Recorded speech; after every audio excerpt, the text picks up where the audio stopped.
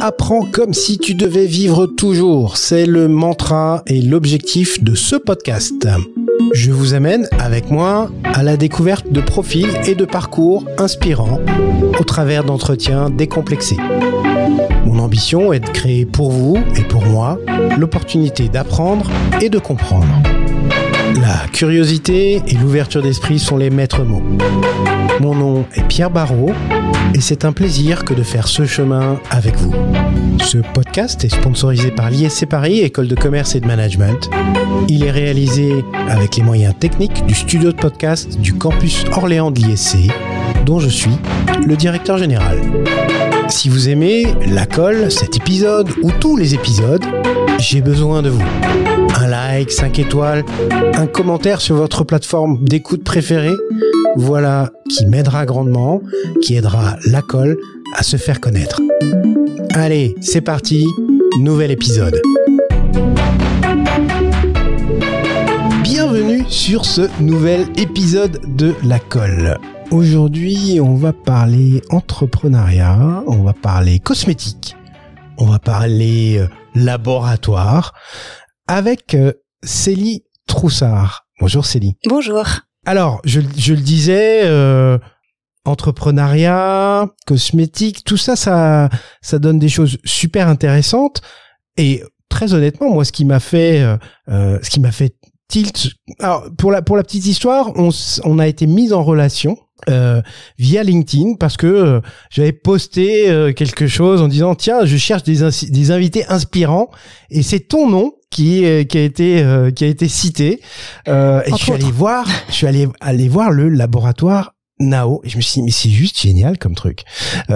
Donc si jamais vous avez envie, chers auditeurs, un jour de monter votre marque de cosmétiques, c'est avec Célie qu'il faudra dealer et ça va vous donner, cet épisode va vous donner plein d'éléments, en tout cas je l'espère. Célie, est-ce que en quelques mots tu veux bien te présenter? Oui, bien sûr. Alors, j'ai 42 ans, je suis mariée à Cédric, j'ai 2 enfants qui s'appellent Nathan et Arnaud.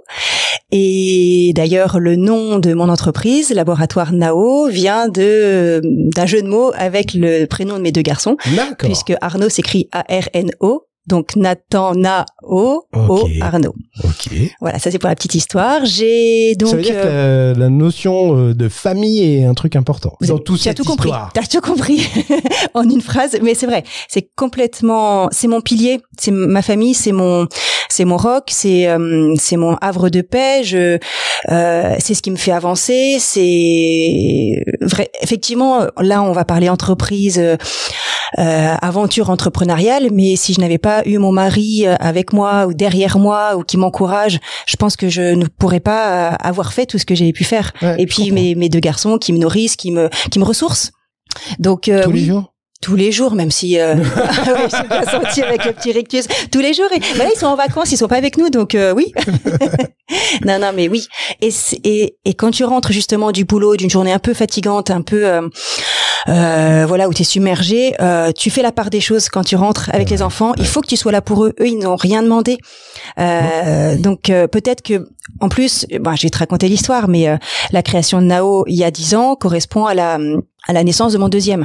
Donc ils étaient tout petits à l'époque. Ouais. Ils avaient 3 mois et 3 ans, les 2 garçons. Donc au tout départ, c'était du temps que je passais à l'entreprise plutôt que du temps que je passais avec Bien eux. Sûr, ouais. Mais le temps que je passais avec eux était du temps de qualité. Faut que je passe avec eux et du temps de qualité.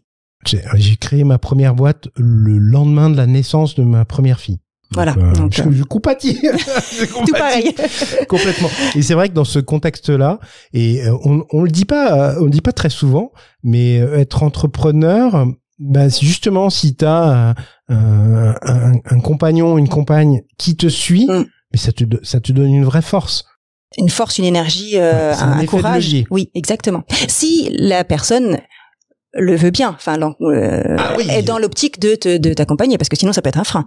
Complètement. Et certaines personnes ne se lancent pas à cause de leur compagne ou de leur compagnon. On est d'accord. Alors, on rembobine un petit peu l'histoire pendant qu'une abeille vient s'inviter dans le studio. Au tout départ, déjà, est-ce que non, attends. d'abord, on va préciser un truc. Est-ce que tu peux nous dire ce qu'est Nao? Parce qu'on pour pas qu'on en parle sans en parler. On sait de quoi on parle ou vers quoi on va. Les laboratoires Nao est un laboratoire de formulation et de fabrication de produits cosmétiques. D'accord. Donc on est une industrie cosmétique, une petite industrie puisque c'est une TPE, nous sommes 5 personnes au sein des laboratoires Nao et on va suivre ou accompagner la vie d'un produit cosmétique, c'est-à-dire le créer, le formuler, trouver une recette, une formule qui va correspondre à une texture, une efficacité, une cible. Oui. Donc un shampoing, une crème pour les mains, pour le visage. Voilà. Donc la partie formulation, c'est ça. D'accord. J'essaye d'employer des mots qui peuvent permettre à tout le monde de comprendre, parce que et ensuite on va gérer aussi la fabrication. Donc la production, la fabrication du shampoing en question. Donc de mélanger les ingrédients avec différentes températures, des temps de refroidissement, de chauffe, de refroidissement. Et puis la dernière phase de production, c'est le remplissage, de le remplir dans un flacon, dans un pot, pour proposer un produit fini pour le consommateur final. D'accord. Donc voilà, notre chaîne de valeur, c'est la formulation, fabrication de produits cosmétiques avec 2 cibles différentes. Puisque nous avons nos propres marques que nous distribuons, qui s'appellent Capilor et Naolia.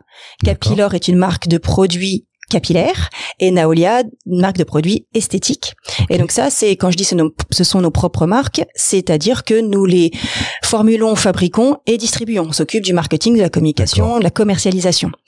Tout ça à 5. Tout ça à 5. D'accord, c'est pas fini. Et à opposer à la même chose, mais sans la valeur marque, puisque là on devient sous-traitant.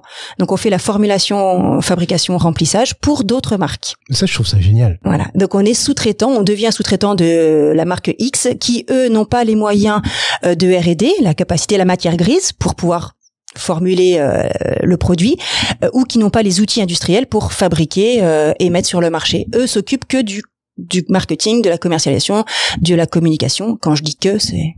Est-ce que tu as plein de choses. Alors, que ce soit des marques qui existent, etc. C'est quoi la typologie de ces clients-là? Est-ce que tu as je sais pas, quelqu'un qui se dit, tiens, je veux me lancer dans la cosmétique et... Non. Il y a plein de profils différents et c'est ça qui fait la richesse de notre métier, parce que un jour on va avoir un ingénieur en aéronautique qui va nous appeler en disant voilà, je veux changer de vie, je veux enfin me révéler, passer du temps sur ma passion, etc. Ou j'ai une jeune fille qui a fait des études de marketing et qui du coup va mettre en application ce qu'elle a appris au niveau marketing dans ce domaine cosmétique qu'elle apprécie.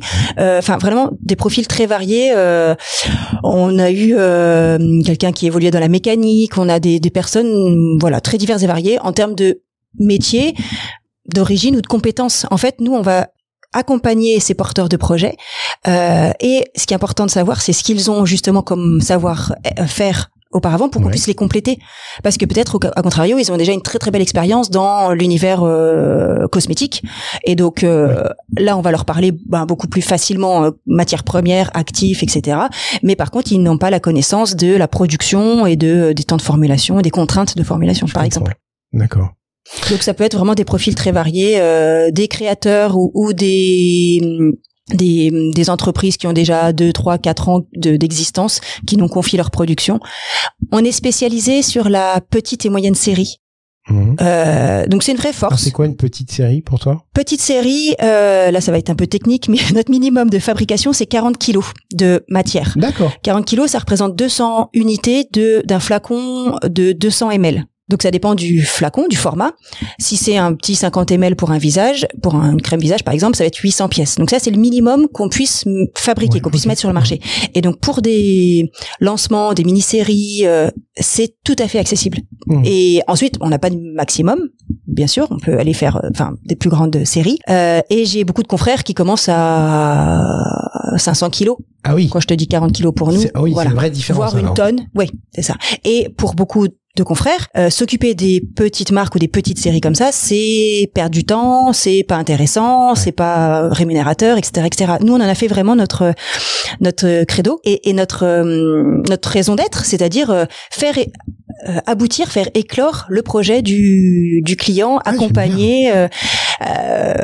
Voilà, ça a beaucoup de sens et c'est voir les étoiles dans les yeux des clients. Alors, j'aime pas forcément ce mot client, mais c'est super, c'est hyper valorisant. Parce qu'il y a une partie, enfin, ils portent un projet, sont des créateurs et donc tu les accompagnes dans leur. C'est leur bébé.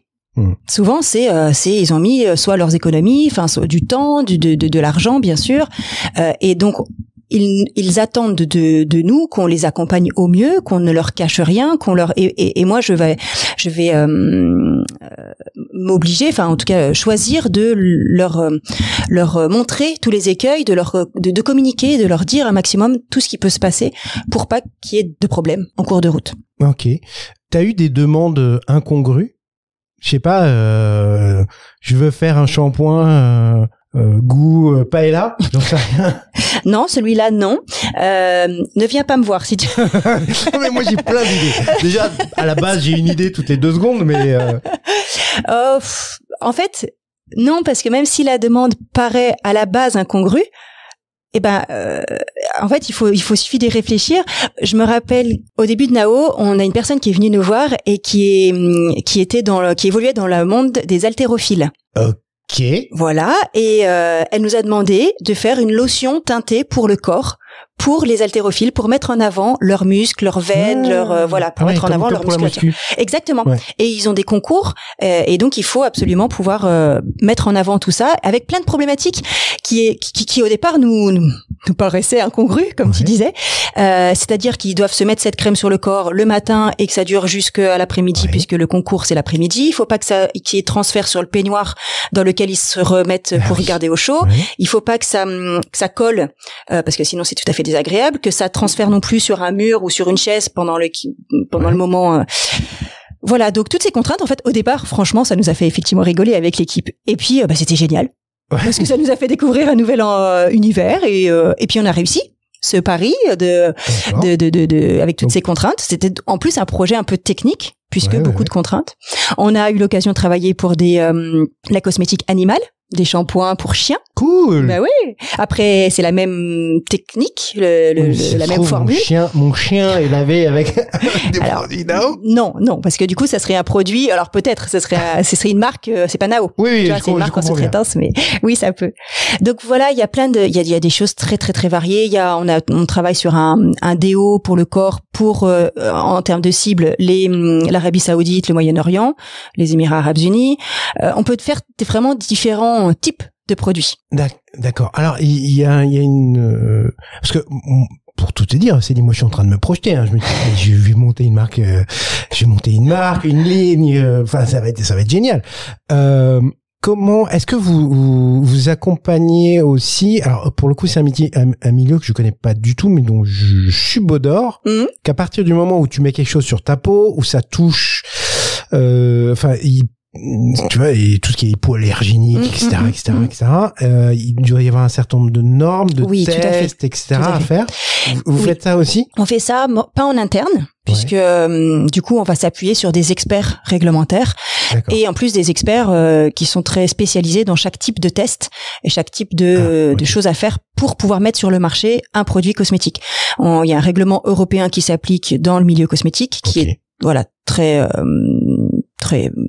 qui est en place et qui ne permet pas d'avoir une idée et le lendemain si on est copain avec l'acheteur chez Sephora, de mettre le produit chez Sephora.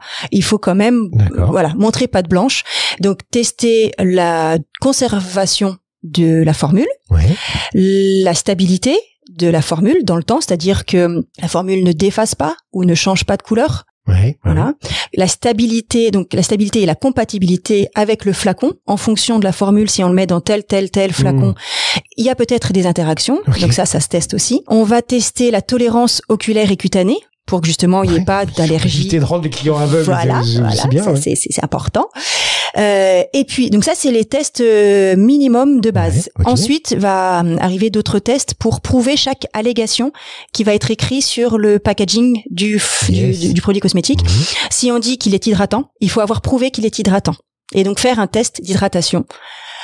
Voilà. Comment tu testes ça? Ah bah ça après c'est le métier encore d'autres prestataires qui vont qui vont tester sur la peau un effet pendant 4 heures, mesurer pendant 4 heures ou 8 heures. Il y a plusieurs tests qui existent qui vont relever des mesures d'hydratation, de anti-rides, enfin voilà, toutes les allégations possibles. Il faut, si elles sont écrites sur le packaging, les avoir prouvées auparavant. D'accord. Et après, pour pouvoir mettre sur le marché, chaque produit cosmétique a un DIP, dossier d'information produit, qui regroupe toutes ces informations-là et un toxicologue externe engage sa signature pour dire OK, il est safe, il peut être mis sur le marché. Donc effectivement, c'est pas et ça c'est vraiment sorti du laboratoire afin qu'il y ait cette neutralité et cette objectivité nécessaire pour garantir la sécurité du consommateur final. Bah oui, c'est quand même c'est super important. Ouais. Donc c'est une bonne question et ça pour rassurer les auditeurs, effectivement les produits qu'on trouve dans alors pour l'Europe doivent passer par ces étapes-là. D'accord. Il y a une notion de alors c'est un autre sujet mais finalement un peu on parle un peu d'administratif. Il y a une notion de protection propriété intellectuelle, c'est-à-dire que tu déposes une formule, tu déposes quelque chose. Tu peux. En fait, effectivement, il y a cette notion de propriété industrielle. On peut déposer chaque formule, on peut déposer un brevet.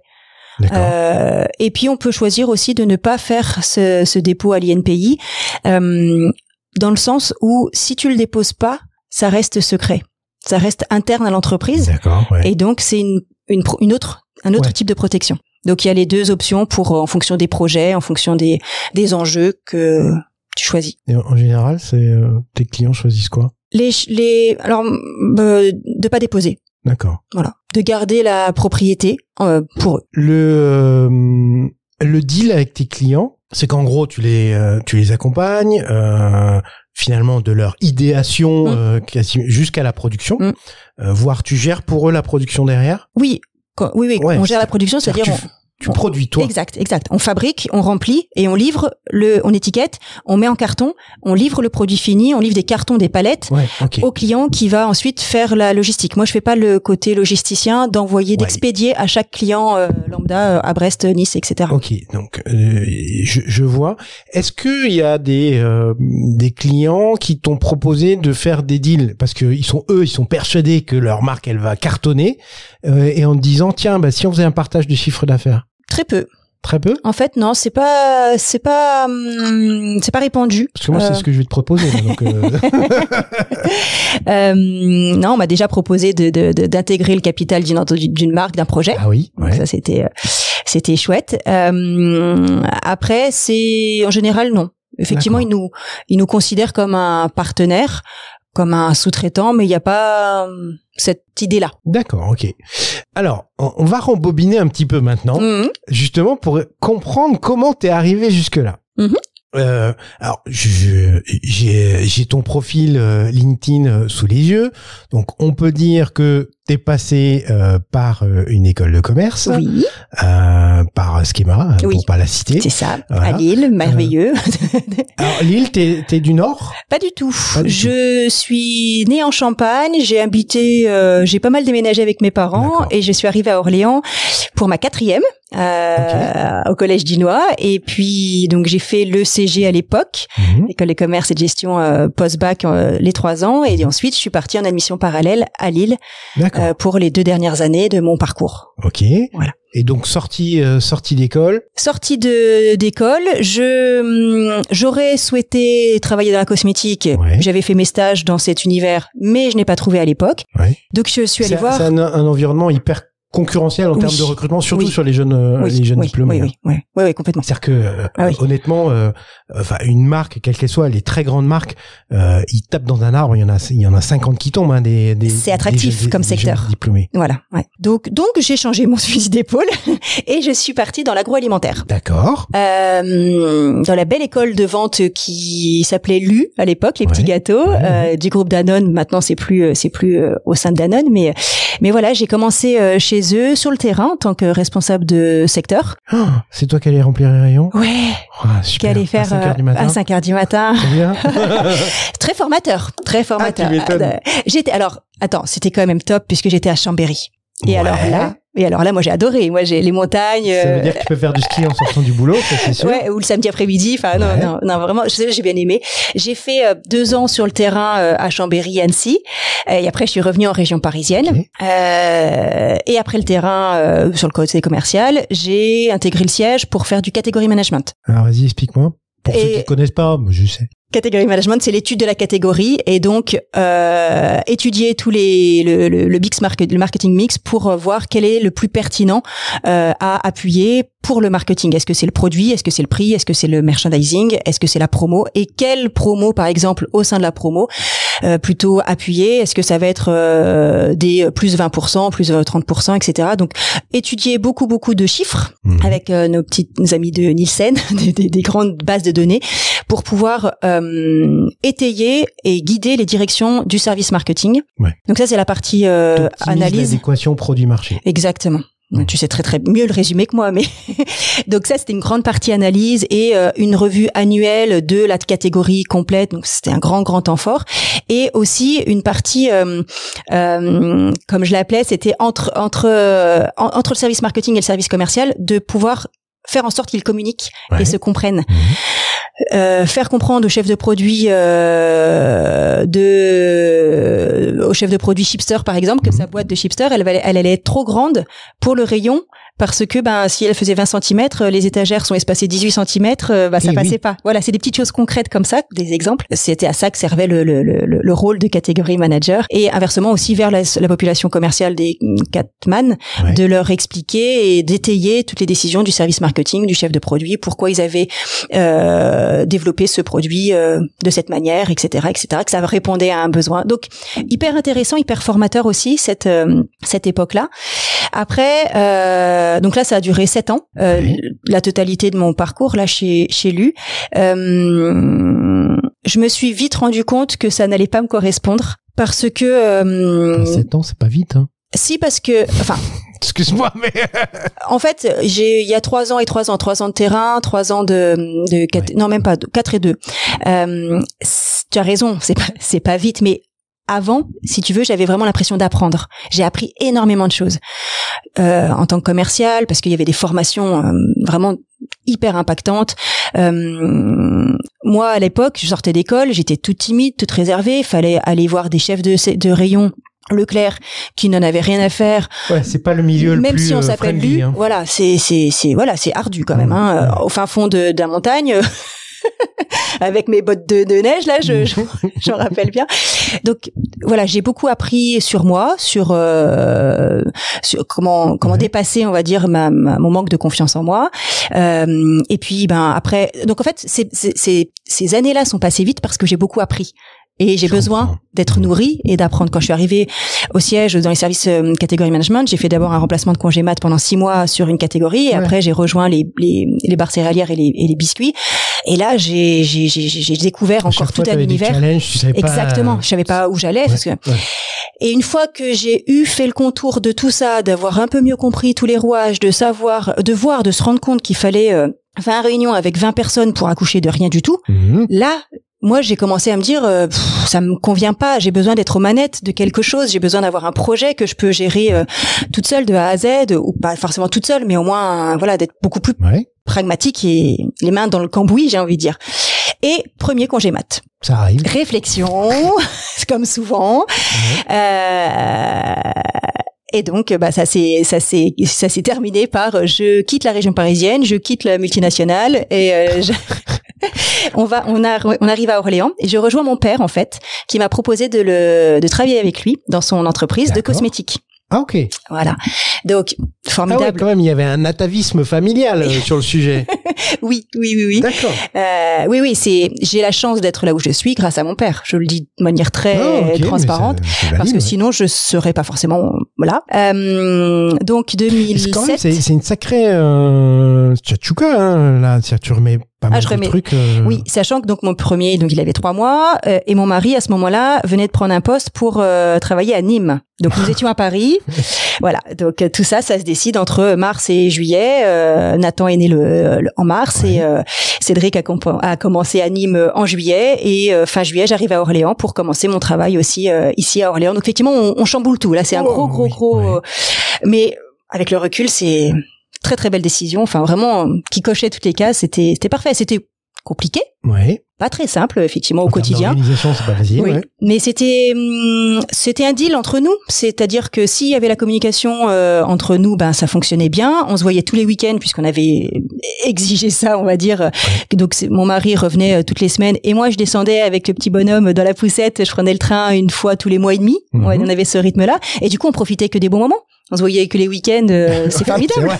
Quand on descendait dans le sud, la routine. Ouais, voilà, quand on était dans le sud, on visitait Arles, Pont-du-Gard, Uzès, il y a voilà, plein d'endroits magnifiques. Donc voilà, ça s'est bien passé pendant 3 ans. Donc j'ai rejoint mon père dans son entreprise. Ouais. C'est Santel, c'est ça? Santel, exactement. Okay.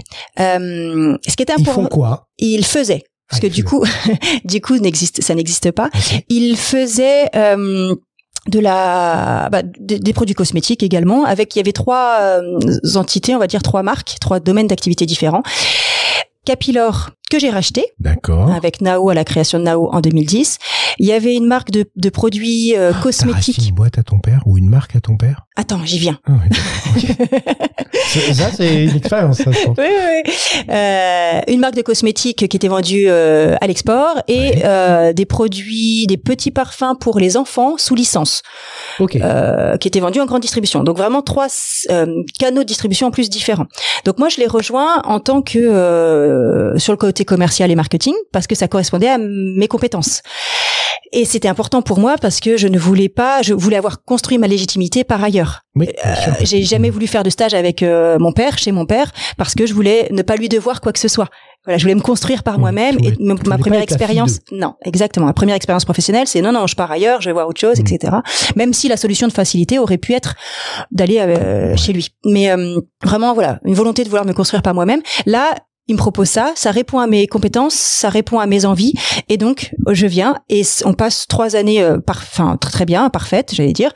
Pas de problème avec le reste de l'équipe sur le côté fille d'eux parce que on met la distance nécessaire et les barrières, c'est une question aussi d'attitude. Puis t'étais un peu légitime, tu t'étais tapé quand même 7 ans dans la. Voilà, donc exactement, j'avais les compétences. Consumer goods, voilà. J'avais des choses à apporter et puis effectivement ça s'est très bien passé. L'année d'après, l'autre bras droit de mon père est parti et du coup moi j'ai récupéré la partie logistique, achat, production. Okay. Donc ça m'a fait aussi apprendre plein de choses. Et donc là voilà, donc c'est 2007-2010. 2010, mon papa souhaite partir à la retraite, souhaite s'arrêter et donc il me propose il me demande ce que je veux faire. Parce que pour l'instant, à ce moment-là, même encore, j'avais pas de velléité d'être chef d'entreprise. J'avais pas décidé de reprendre la boîte de mon père après. On n'en parlait pas spécialement. Il aurait dû continuer beaucoup plus, donc c'était pas encore la question. J'avais fait une formation entre mi-2009, mi-2010 pour qui s'appelait dirigeant PME PMI. Donc avec des modules sur les différentes facettes de chef d'entreprise. Donc voilà, une petite arrière-pensée quand même pour essayer de se former et pour aller, mais peut-être prendre une direction d'une PME ailleurs. Voilà, j'étais venue avec mon père pour faire un petit bonhomme de chemin et voilà, rejoindre le monde de la PME, voir si ça me plaisait. Et donc oui, ça m'avait plu. Et donc en 2010, réflexion et pendant 9 mois, donc voilà, on fait souvent le parallèle, mais et qui aboutit sur la création des laboratoires Nao. Donc j'ai vraiment fondé une nouvelle entreprise qui a racheté une partie des actifs de Santel en rachetant la marque Capilor et puis les outils industriels, reprenant le personnel, enfin une partie du personnel, voilà, et c'est comme ça que les laboratoires Nao sont nés. Comment on négocie avec son père? Ça s'est fait hyper facilement. C'est vrai? Ouais. Oui. Parce que c'était aussi un peu son bébé, hein. Complètement, mais à partir du moment où... C'était son bébé qui vendait à son bébé. C'est compliqué, cette affaire. Faudrait lui demander aussi, mais non, il était fier que je puisse reprendre, que j'imagine de reprendre, que j'ai envie de reprendre, de continuer, de faire perdurer son histoire et son bébé, justement. Donc, non, ça c'est vraiment très très bien passé. On s'est pas crêpé le chignon. Enfin, il n'y a pas eu de tension. Avant, pendant, après, parce qu'après il y a eu une petite période d'accompagnement, mais moi là, si j'y réfléchis, je me dis mais ça c'est pareil, ça s'est passé extrêmement bien. Il n'a pas du tout été omniprésent. Il a su me faire. Il a su me laisser ma place très vite, peut-être trop vite, mais en même temps moi j'étais partante pour me jeter dans le grand bain sans les bouées. Donc voilà, j'ai appris sur le tas. idéal. J'ai envie de dire, j'ai la chance que ce soit très très très bien passé et pas de regrets, pas de friction dans la famille parce que c'est vrai qu'il faut faire attention finalement de pas ramener le boulot à la maison. J'ai un frère et une sœur, mais qui n'étaient pas du tout intéressés par ce domaine d'activité, qui ont leur projet professionnel propre. Donc non, mais parce qu'ils auraient pu estimer que tu récupérais une partie de l'héritage. Oui, mais non, on en a parlé tous ensemble. Il y avait pas de tension et voilà. Et donc la clé, c'est le dialogue. Ouais. C'est vrai que je suis partisane de dialogue, partage, communication, et même bien évidemment dans ce cas-là, c'est ça qui a été une clé de succès. Et alors ces premiers mois, ça y est, t'es la patronne. C'est ça. Et alors juste petite. Puis là, tu te retournes, il y a plus personne. Hein. Non. C'est vrai. Ah si, le samedi au barbecue familial, mais à part ça. Oui ou non, même dans la semaine, un coup de fil ou un déj. Et alors juste pour la petite histoire personnelle en même temps, mars 2010, j'ai mon deuxième qui arrive, qui vient, et donc décembre 2010, je crée Nao. Donc c'est assez chargé, on va dire, hein, c'est assez concentré. Non, mais en fait, je suis sûre, je fais ça beaucoup à l'instinct.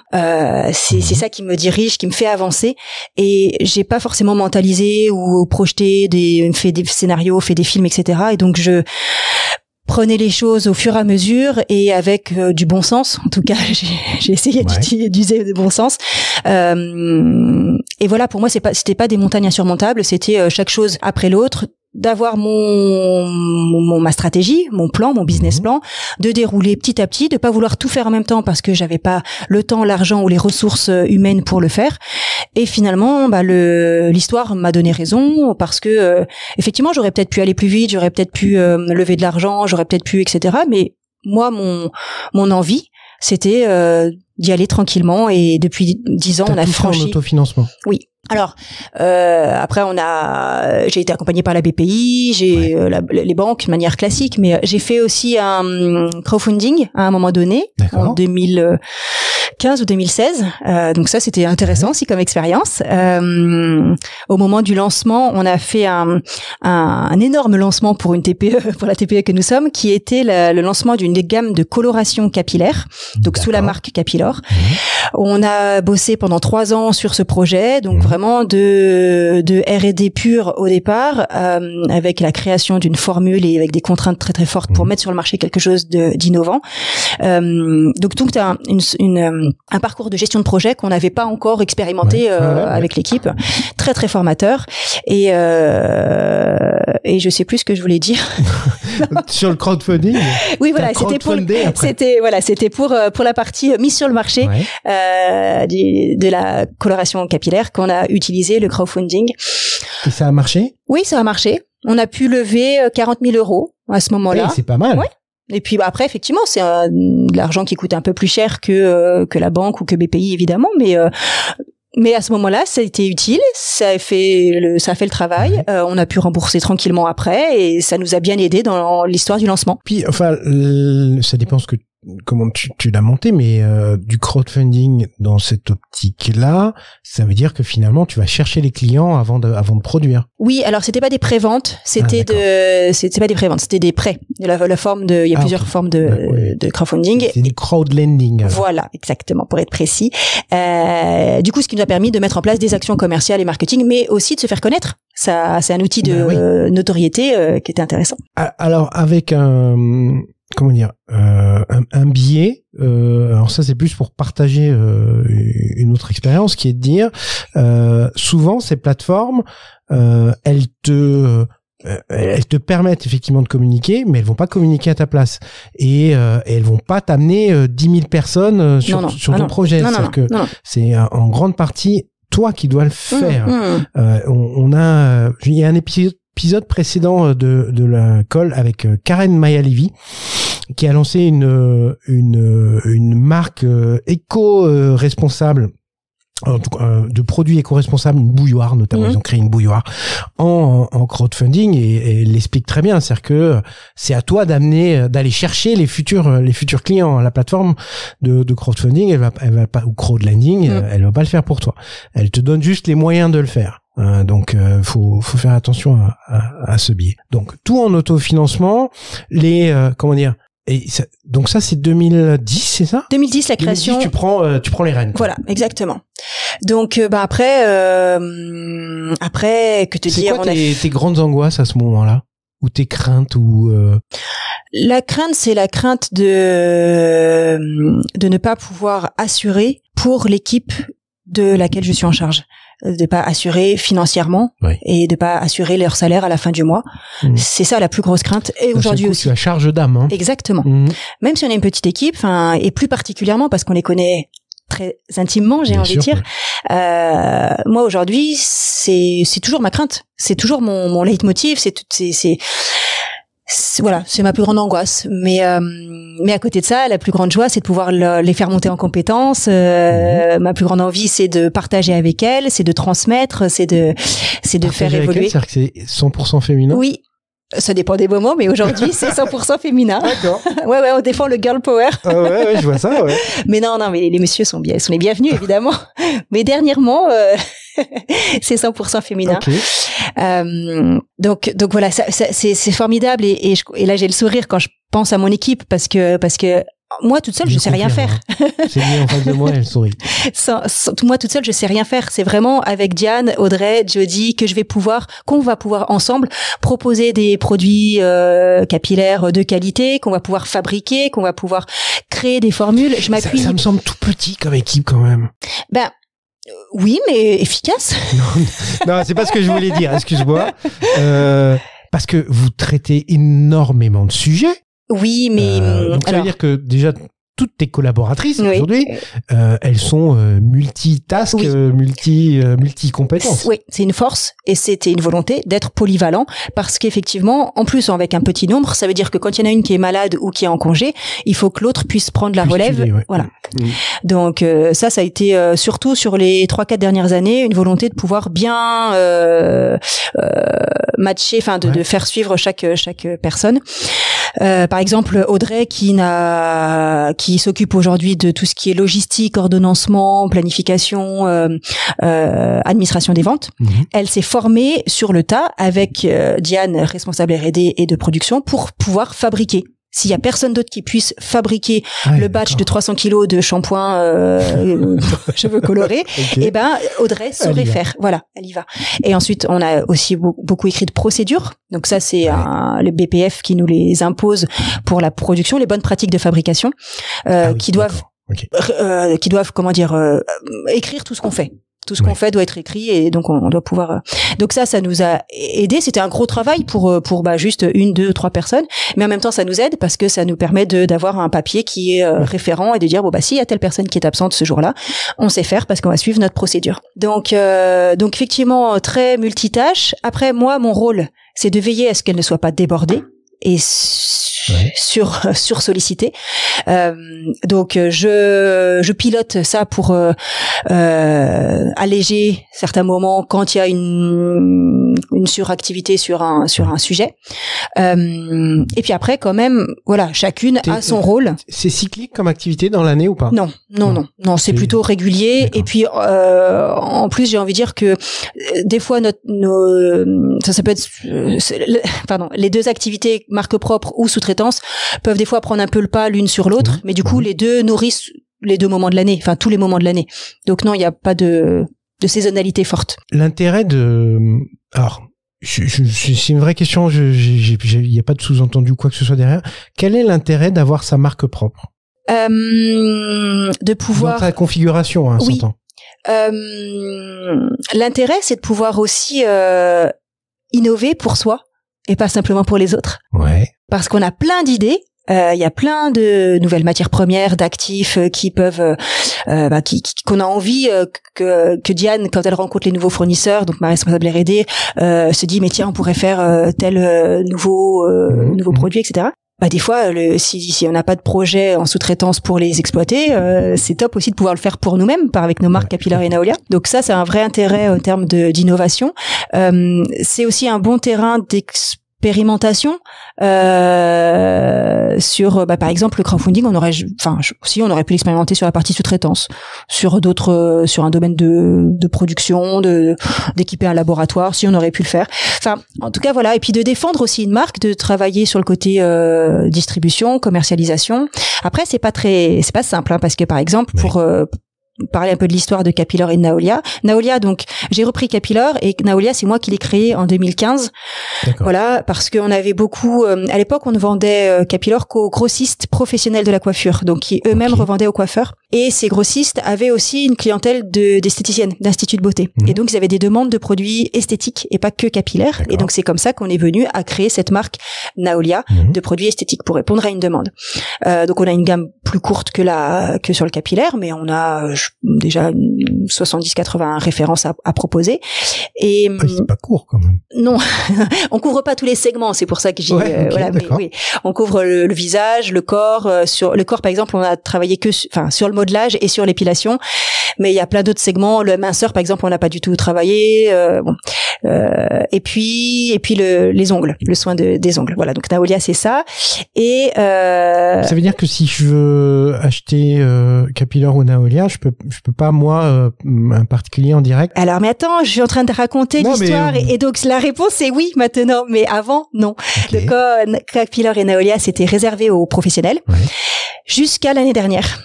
Jusqu'à c'est ça. 2019, réflexion en interne sur l'avenir de ces deux marques parce que très concurrencées. Quand on va chez un coiffeur, en face de toi. Exactement. Quand chez le coiffeur, en face c'est L'Oréal, Schwarzkopf, Perma, Vela, ok. Plus des Italiens, des Espagnols, plus des c'est des milliards d'euros de communication, de budget marketing, de les emmener à des voyages sur les îles, etc. Moi j'ai pas tout ça, donc voilà, il y a quand même un paradigme un peu biaisé.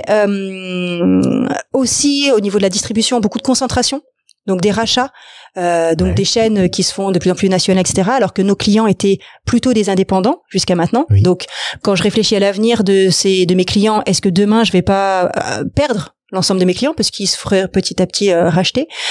Donc voilà, beaucoup de réflexion, d'analyse, et on se dit ok, j'ai envie d'aller essayer de nous adresser aux consommateurs en direct. D'accord. Donc, puis t'as la technologie qui a évolué pour aussi. Oui.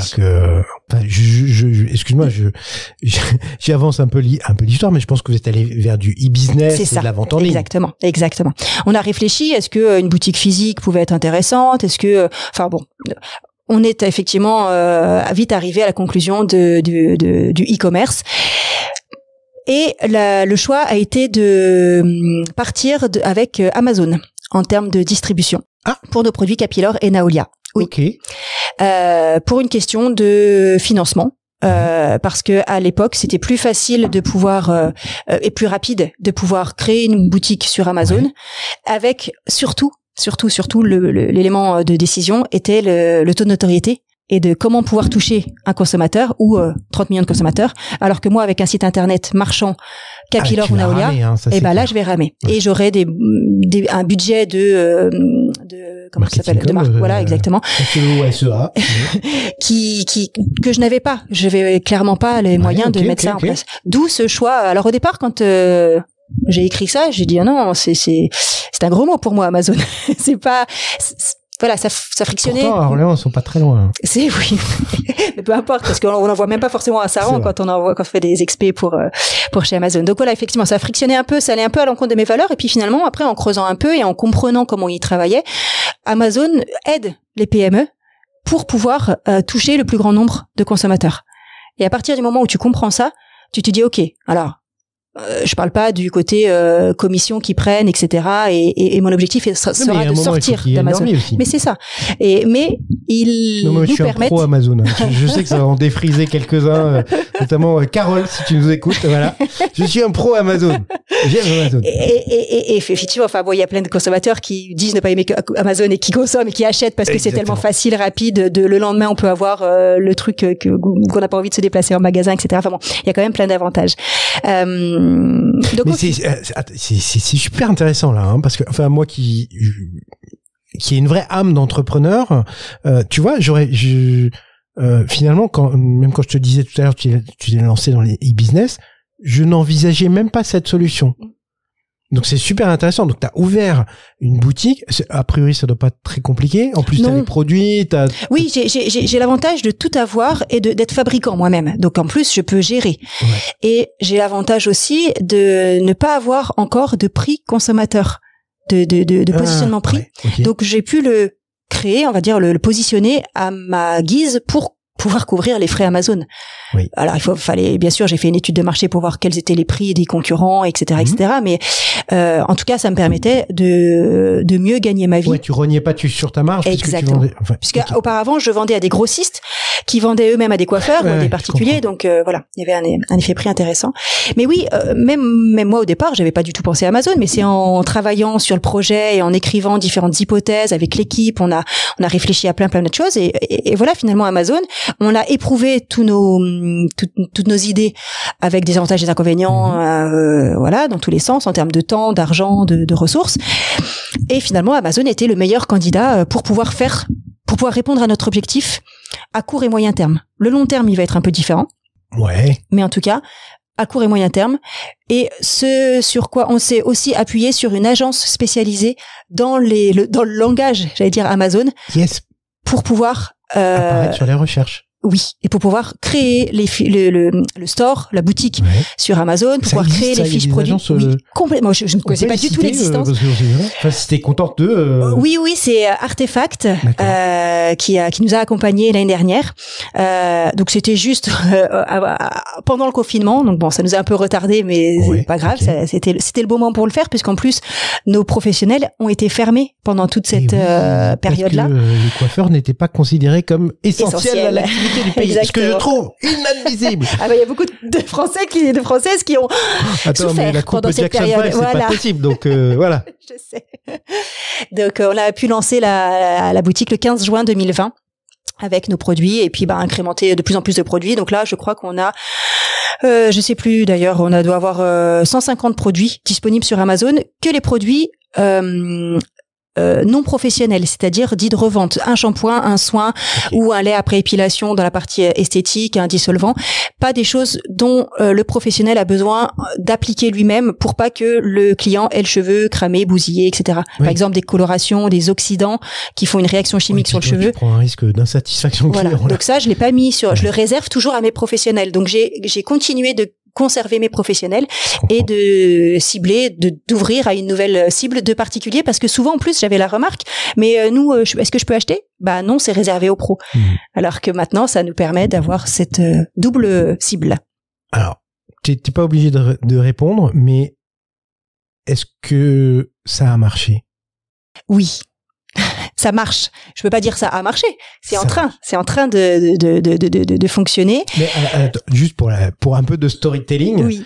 Donc 15 juin, 15 juin. Donc 15 juin, tu tournes, tu mets en ligne. Oui. Sachant que tu as bossé avant sur la préparation du store, etc. Les fiches produits, oui. La première commande, elle tombe quand ? En fait, c'est même pas comme ça que ça fonctionne, parce que c'est moi qui alimente Amazon, qui envoie des produits sans savoir s'il y a des achats, s'il y a une commande. Et ensuite, Madame Michu, elle appuie sur son bouton et elle commande. Et mon stock chez Amazon descend petit à petit. D'accord. Et donc moi, je dois réalimenter, réexpédier. La première commande, tu la vois bien tomber. Oui. Elle tombe quand ? Je sais pas, c'est une bonne question. Mais très vite, en fait. Très vite, effectivement, ça nous a surpris. C'est-à-dire que le lendemain, on avait un shampoing qui est parti chez je sais pas qui a acheté notre produit Capilor. Je ne sais pas pourquoi, comment, etc. Ouais, mais c'est génial. C'est la force d'Amazon, parce que finalement nos produits sont vus, sont disponibles beaucoup plus que s'ils sont sur nos étagères, dans nos racks. Non, mais c'est vrai. Donc non, mais très vite, dans les 15 premiers jours, on a eu des produits un petit peu tous les jours. Je connais pas le trafic qu'il peut y avoir sur Amazon.fr. Mais ça doit être juste gigatonique. Oui, j'ai pas les chiffres. Statistiquement, t'en as un qui potentiellement peut être intéressé. Exactement. Et puis après, donc pendant 3 mois, on a continué d'alimenter, de faire monter un peu tous les produits, puisqu'on n'avait pas envoyé l'ensemble de nos produits au départ. D'accord. Et après, on a essayé de travailler les différents leviers que nous propose Amazon avec de la promo, des campagnes médias. Donc ça, on est encore en train vraiment d'expérimenter parce que quand même, ce que j'ai envie de dire sur Amazon, c'est que c'est pas simple du tout. C'est quand même très très très compliqué de compréhension, d'accessibilité, de manipuler leur plateforme. Ouais. Pour le client, c'est top. Pour le fournisseur, c'est moins facile. Il faut rentrer dans leur logique, dans leurs outils. Oui. T'as pas. Alors tu sais, donc toi en fait t'alimentes les dépôts Amazon. Exactement. Voilà. Et c'est moi qui choisis d'envoyer 120 unités d'un produit ou 12. Et si je suis en rupture, c'est de mon fait finalement. Ouais, je comprends. Voilà. C'est. T'es obligé de préalimenter. Oui. Eh ben oui, parce que sinon, quand Madame X appuie sur le bouton et elle voit rupture sur le produit, donc elle le commande pas. Ouais. Donc il n'est pas vendable s'il n'est pas disponible sur le stock. Une des forces d'Amazon. Là aussi, je fais un peu de storytelling. Dimanche soir à 18h, j'achète un agenda pour ma fille qui va rentrer au lycée. Bah oui. Sur Amazon, livraison le lendemain matin à 10h. C'est top. Parce qu'effectivement, c'était dans l'entrepôt. On s'en fout de ma vie, mais l'idée c'est ça, c'est qu'effectivement tu as choisi celui-ci parce qu'il était disponible, livraison en prime, immédiat, etc. Il fallait que ça aille vite, quoi. Ouais. Donc s'il n'y a pas de produit sur l'entrepôt, peu importe en France quel entrepôt, et c'est pas livrable, c'est pas disponible pour le client à l'achat. Donc c'est à moi de veiller à la hauteur de mes stocks et de veiller qu'il n'y en ait pas trop. Dans lequel tu en pas du tout. Non, pas du tout. Non. Okay. Non, et puis même sur une expédition qu'on prépare, c'est Amazon ensuite qui dispatche que par exemple nous on prépare pas à l'avant justement, c'est on dit quel produit on veut envoyer et ensuite Amazon nous dit vous livrez même sur une référence, un shampoing Racine Grasse Pointe Sèche, très pointu. Ce shampoing-là, vous allez en envoyer 28 ici, 12 à tel entrepôt et l'autre à Saran. Ah oui, ok. D'accord. Parmi les 60 qu'on a prévu d'envoyer à Amazon. Okay. Donc ça, c'est leur algorithme qui décide, etc. Donc pour l'instant, on est contente. Et puis on continue de travailler. Là, ce qu'on essaye de mettre en place, c'est les campagnes médias pour pouvoir sortir un peu du lot. C'est des campagnes sur Amazon. Voilà, exactement. Okay. C'est comme sur Google, acheter des mots-clés ou acheter être vu sur. Ils ont un bon business quand même. Hein. Alors, ok, il y a toute l'infrastructure qui va derrière et c'est quand même un joyeux bordel à gérer, à mon avis. Mais je pense que c'est un bon business. Oui. Et puis, c'est une belle puissance. C'est un bel outil. C'est vraiment, et on peut dire, dire. Il te donne une visibilité, immédiate sur la France. D'ailleurs, tu sais où vont tes produits ou pas? Oui, je peux le voir. Je sais que j'ai on regarde régulièrement et par exemple, je sais que j'ai un produit qui est parti en Chine. Pourquoi?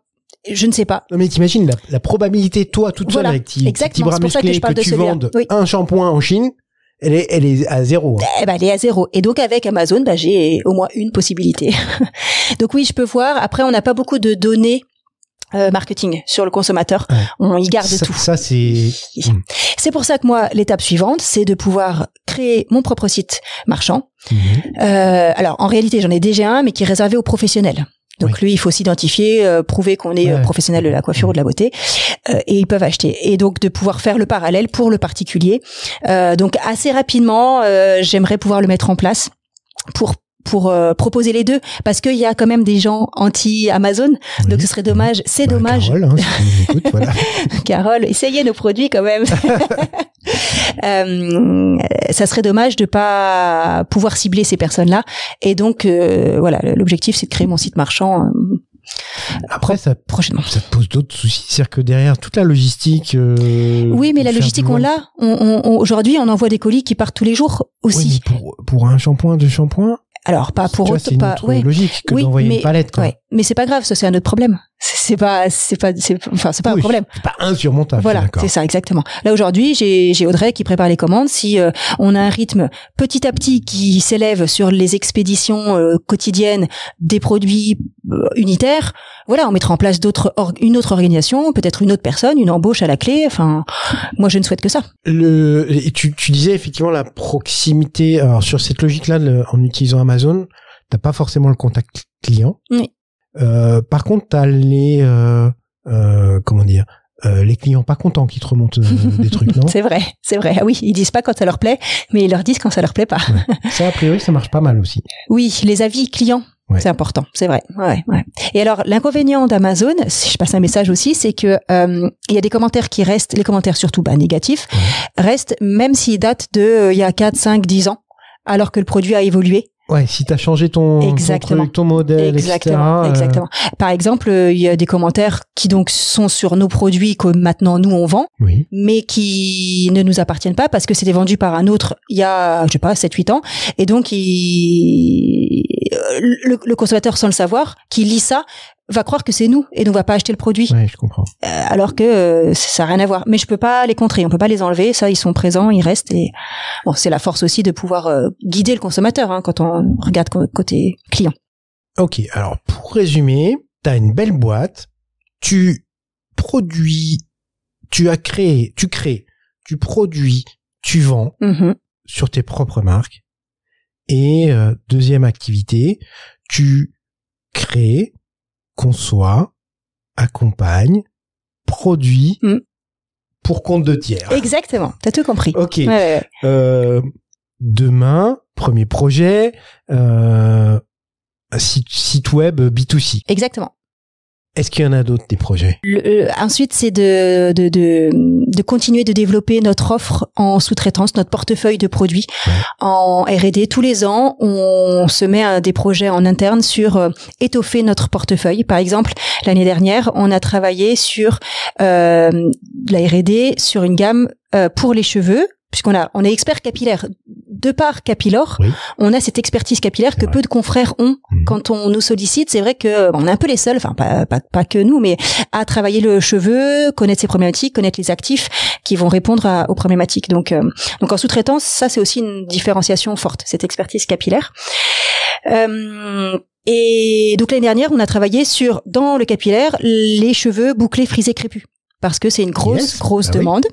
Et du coup, on n'avait rien qui répondait à cette demande. Donc, on a travaillé sans avoir de clients au bout, mais vraiment en termes de clients internes sur la R&D pour proposer une gamme complète qui réponde à la routine de ces personnes qui veulent, là, on a mis au point 5 produits. Et maintenant, on peut leur proposer, c'est-à-dire que quand on a des demandes entrantes de produits pour ce type de cheveux, on leur propose notre shampoing, notre gelée capillaire, la crème, etc. Donc ça, c'est tous les ans, on va essayer de développer, de continuer notre offre, de développer notre offre. Donc ça, c'est le deuxième objectif moyen terme, on va dire, en termes de stratégie, de pouvoir continuer de développer notre offre de service sur la partie sous-traitance, avec aussi, et là on a rempli on a coché une case très dernièrement, de pouvoir étoffer les prestations techniques qu'on propose. Et donc on a acheté un nouvel équipement en tout début d'année, qui est une seconde machine de remplissage pour des petits formats.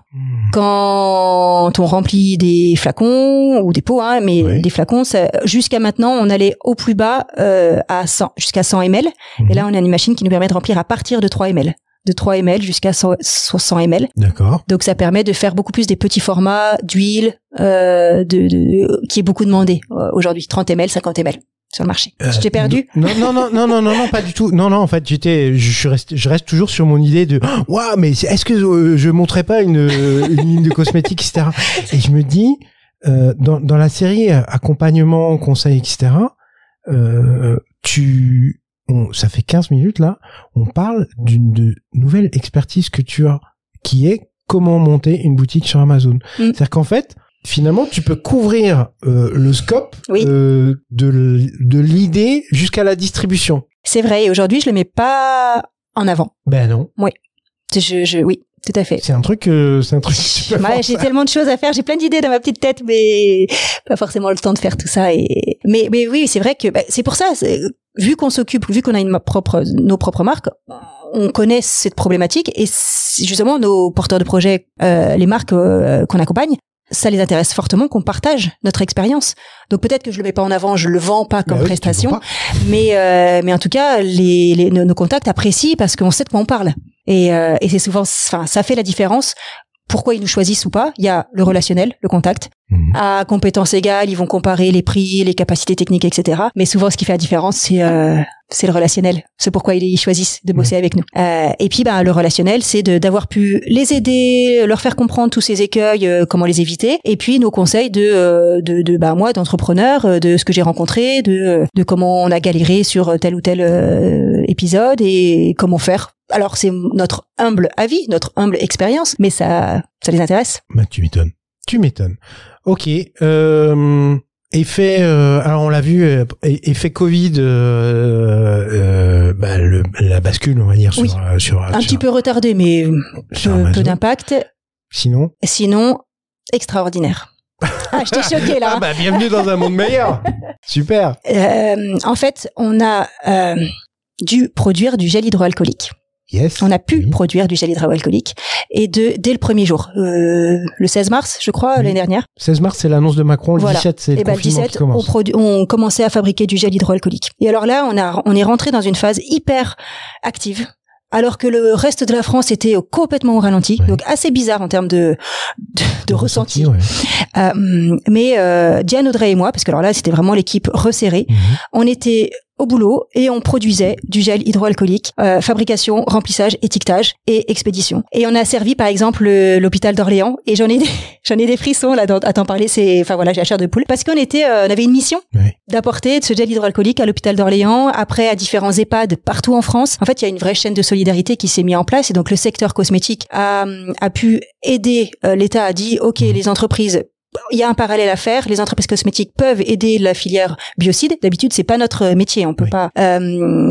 Comment vous pouvez faire? Comment? Et donc la Fédération des industries de la beauté, la FEBEA, a recensé tous les besoins. Ensuite, nous, on proposait nos services. Il y a tout. Finalement, pour moi, là, c'était assez. J'avais pas de problématique de vendre puisque les clients, ils nous attendaient. Oui. Et donc tous les jours, en fonction de notre capacité, on a fait des litres et des litres et des litres de gel hydroalcoolique. D'abord pour le milieu médical hospitalier, et puis après pour les entreprises qui petit à petit ont commencé à vouloir réouvrir. Et donc il fallait la personne n'avait de gel hydroalcoolique à disposition. La partout. Hein. Voilà. Donc ici à Orléans, dans le Loiret ou dans la région centre, et puis un petit peu partout, on a pu servir des petits ou des gens unipersonnels, un avocat par exemple. On a eu plein de demandes de notaires, de tous les corps de métier. Donc on a eu des nouveaux clients. Comment ils te trouvaient? Je te dis par rapport soit à la FEBEA, donc la Fédération des industries de la beauté au départ, qui recensait tous les besoins, et puis après j'ai fait savoir à la Chambre de commerce et d'industrie qu'on pouvait faire ça. Donc après il y a eu du bouche à oreille, du réseau. Et en plus, tu es dans les cercles jeunes dirigeants ou un truc comme ça. CJD, Centre des jeunes dirigeants. Et après, il y a aussi eu la plateforme Stop Covid que l'État a mis en place pour mettre en lien justement les besoins et et la demande. Donc on s'était inscrit là-dessus et grâce à cette plateforme, on a eu des gros clients, même une chaîne de fast-food qui nous a commandé des palettes entières, des directions financières de Bretagne ou qui avaient besoin aussi pour leurs équipes, surcroît d'activité qui en plus fait du sens. Qui fait du sens, qui en termes d'économie nous permet de survivre aussi, parce que si on avait dû oui madame parce que pareil, si j'avais dû stopper pendant un mois j'en sais rien, ça aurait pu être compliqué pour ma petite structure. Donc là on a quand même de l'argent qui rentre, même si on fait pas de marge. Il faut faire aussi les achats, et ça a été un vrai combat pendant 2-3 mois parce qu'il y avait plus rien, il y avait plus de flacons, il y avait plus de pompes, il y avait plus de l'alcool pour fabriquer le gel hydroalcoolique, ça a flambé. Donc c'était un combat de tous les jours. Mais c'était du coup aussi très enrichissant, excitant, j'allais dire presque. Et le point, quand je dis extraordinaire, c'est que ça a renforcé les liens d'équipe de manière formidable, parce qu'on avait besoin de rire pour un peu la période se détendre. Plus que morose et tendue. Hein. Donc on a passé des beaux moments. Même après le gros, on s'est posé et on a tiré les enseignements positifs et négatifs de ce qu'on avait vécu. Ça nous a conforté dans notre envie de travailler ensemble et dans notre projet d'entreprendre au sein de Nao. Moi, ça m'a aussi beaucoup aidé, éclairé sur moi. C'est que à ce moment-là, j'ai pris des décisions extrêmement rapides que je n'aurais pas forcément osé prendre en temps normal. Par exemple, pour embaucher, on avait besoin du coup d'aide à la sortie du confinement. mi-mai, j'ai dû prendre 2 personnes pour nous seconder sur le conditionnement. J'ai embauché des gens du jour au lendemain sans connaître. Et jamais, tu m'aurais dit ça avant, jamais j'aurais fait ça. Mais voilà, action, réaction, ok, j'ose, et ça fonctionne. T'as vachement changé entre le moment où tu sors de l'école et aujourd'hui. Oui. Et et après on passera aux 7 dernières questions. Je sais que c'est un truc, mais c'est finalement de cette expérience Nao, t'as appris. C'est quoi le truc le plus important que t'as appris sur toi? Je l'ai appris. J'en ai pris conscience il y a très peu de temps. C'est que mon moteur, c'est le plaisir. Ouais. C'est ce que j'ai envie de vivre.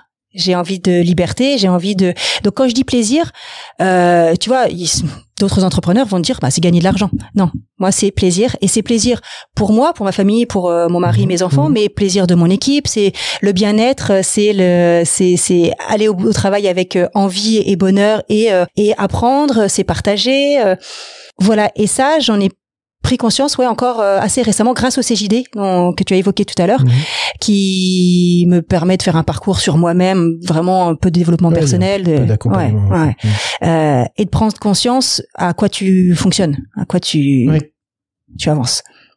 Ok, je comprends. Célie, c'est super intéressant tout ça.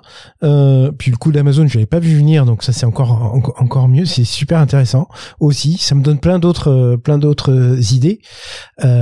Ça y est, on y arrive. Les 7 dernières questions, parce que Célie, au moins, comparativement à tous mes autres invités, elle a préparé le truc. Elle a lu le pré-briefing. Merci Céline pour ça. C'est sympa. Peut-être avant, d'ailleurs, pour tous ceux qui, comme moi, auraient des idées farfelues ou pas farfelues d'ailleurs, pour une ligne cosmétique. Enfin, tu sais, je pensais à un truc aussi.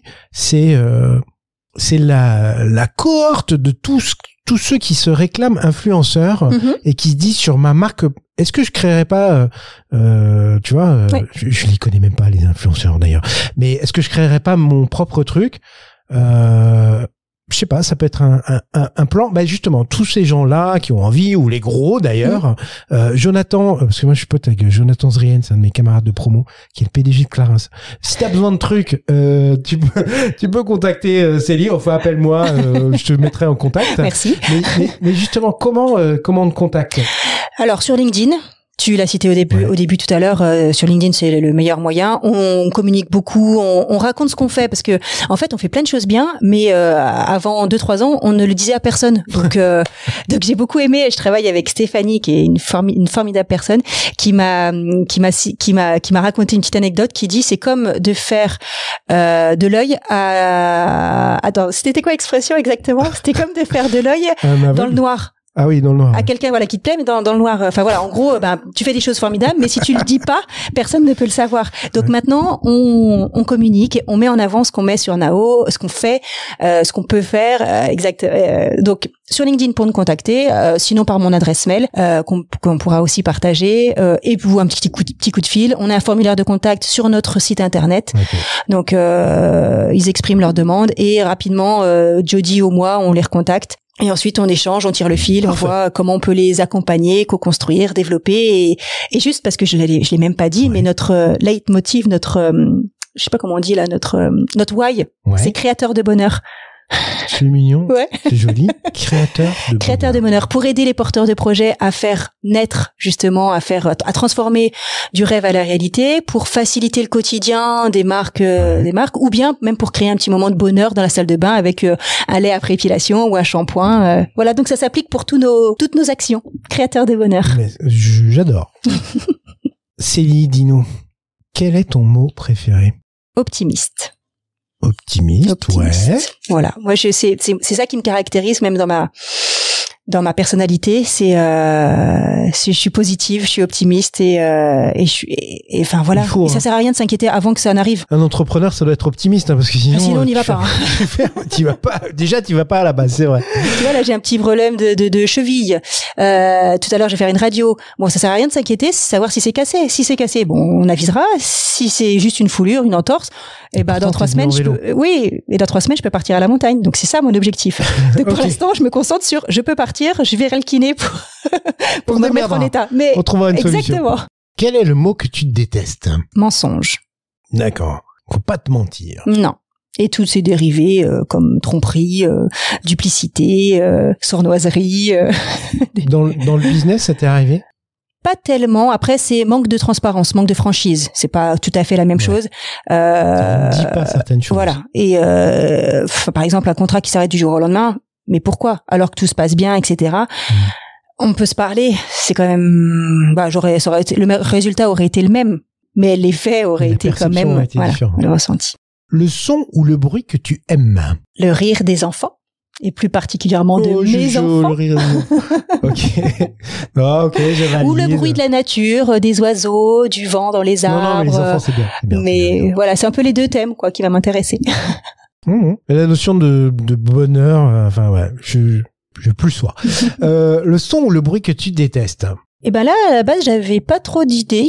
Et en réfléchissant, c'est un peu tout ce qui va être brutal et fort. Comme le son, comme la moto, comme un hélico, comme un klaxon. Ouais. Voilà, c'est ça que je vais. Ou un avion qui passe, là, on l'entend. Exactement. Ben, mais c'est doux, c'est un peu plus loin. C'est vrai. C'est pas violent. Je sais pas si on l'entend au micro, mais je crois que ça va être un transal de l'armée qui est en train de passer au-dessus de nous. Ton juron, gros mot ou blasphème favori? Eh bien, je suis désolée de te décevoir, mais je ne blasphème pas souvent.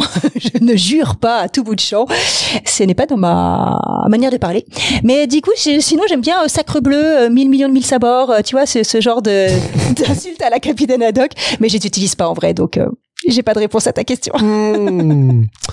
La citation que tu aurais aimé avoir prononcée?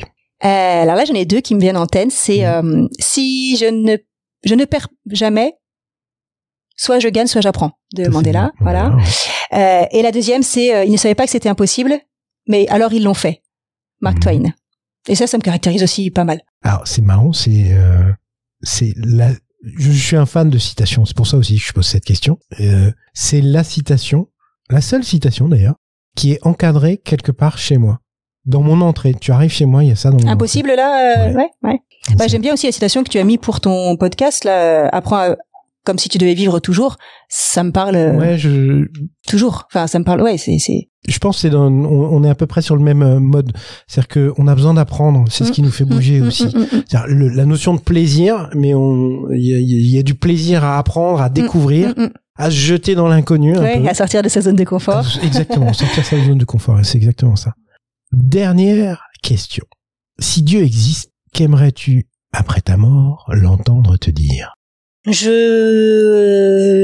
J'aimerais, pourquoi pas, qu'ils me disent, Célie, tu as fait le bonheur autour de toi. C'est synchrone avec, alors c'est quoi le why nouveau? Le why de Nao? Créateur des bonheurs. Voilà, oui, c'est vrai.